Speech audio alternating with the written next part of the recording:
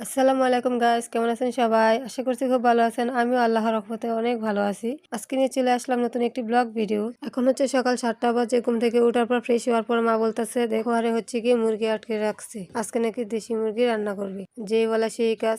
আপনাদের ভাই অনেক কষ্টে মুরগিটা ধরতে পারছে, আর এখন চলে যাচ্ছে মুরগিটা জবাই করতে। উঠানে দেখেন কত পানি আর কাদা লেগে আছে, কারণ গত রাতে খুব বৃষ্টি হয়েছিল, তো তাই। এদিকে দেখুন মুরগিটা জবাই করা হয়ে গেছে। এখন আমি হচ্ছে মুরগিটা নিয়ে যাচ্ছি, আর এই যে মাকে দিয়ে দিলাম মুরগিটা। গাছ দেখুন এদিকে মা গরম পানি দিয়ে মুরগিটা কিভাবে ক্লিন করে নিচ্ছে একদম। গত রাতে মাকে বলছিলাম দেশি মুরগি দিয়ে ভাত খাবো, দেশি মুরগি জবাই করতে, যেই বলা সেই কাজ। মা কিন্তু সকাল সকাল মুরগি আটকিয়ে রাখছে জবাই করার জন্য। এটা কিন্তু আমাদের পালিত মুরগি। তোমাদের মধ্যে কার কার মা এমন করে মেয়ে খাবে বলে বলছে, এই জন্য শখের মুরগিটা হিসাবে করে দিছে। তোমরা কিন্তু কমেন্ট বক্সে জানাতে বললো না, আর অবশ্যই আমার চ্যানেলটা সাবস্ক্রাইব করে আমার পাশে থেকো। একটি লাইক দিয়ে পুরো ভিডিওটা দেখতে থাকো।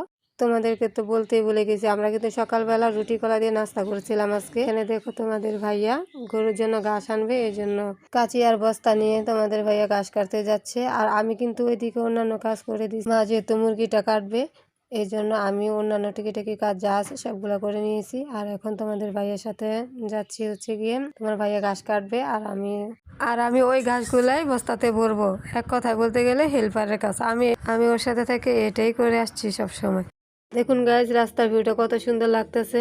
ঘাস কাটার সময় আবার বৃষ্টি হয়েছিল, এই জন্য ঘাস আনতে পারে না, এখন আবার ঘাস আনতে যাচ্ছে। এই যে উনি ঘাস নিয়ে আসছে, এখন গরুকে ঘাস দিতেছে। দেখুন আপনারা, আজকে কিন্তু শুক্রবার ছিল, এই জন্য তোমাদের ভাইয়া ঘাস কাটতে গেছে। সে যখন বাড়িতে থাকে তখন সে ঘাস কাটে, আর নয়তো আমার আব্বু আর মাই কাটে ঘাস। আলহামদুলিল্লাহ আমাদের গরু এখন সুস্থ, কিছুদিন যাবত অসুস্থ ছিল। আর এদিকে দেখুন মা রান্না করতেছে, এখানে মুরগির মাংস রান্না করবে, তাই পেঁয়াজ রসুন আদা বাটা, মরিচের গুঁড়ো, হলুদ, লবণ, ধনিয়া গুঁড়ো এগুলা দিয়ে এখন ভালোভাবে কষাই নিতেছে। মশলাটা ভালো মতন কষানো হয়ে গেছে, ওকে কিভাবে তেল ছেড়ে গেছে বোঝা যাচ্ছে। আর এর মধ্যে দিয়ে দিচ্ছে এখন মাংস, এখন দিয়ে দিচ্ছে বাটা গরম মশলা। এর মধ্যে রয়েছে যেমন জয়ফল, জয়ত্রী, তারপর হচ্ছে গিয়া এলাচ, দারুচিনি আর জিরা বাটা। মাংসের সাথে মশলাটা মিশিয়ে নেওয়ার পর এখন সরা দিয়ে ডেকে দিচ্ছে। আমরা কিন্তু মাটি সরা ব্যবহার করি। সরাটা খোলার পর দেখতে পাচ্ছেন কিছুটা পানি বের হয়ে আসছে, আবার ঢাকা দিয়ে দিচ্ছে। মাংসটা ভালোভাবে কষানো হয়ে গেছে, এর মধ্যে পানি দিয়ে দিচ্ছে। আপনাদেরকে আমি কষানোটা দেখাতে পারি না, স্কিপ করে গেছি। এর মধ্যে কিন্তু আলু দিয়েছিল।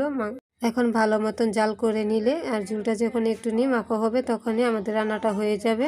আমার ভিডিওটা শেয়ার করে দিবেন। আর এই যে এখন রান্না করা হয়ে গেছে, এখন আমরা খাবো। আজকের ব্লগটা এই পর্যন্তই। সবাই ভালো থাকবেন। আল্লাহ হাফেজ।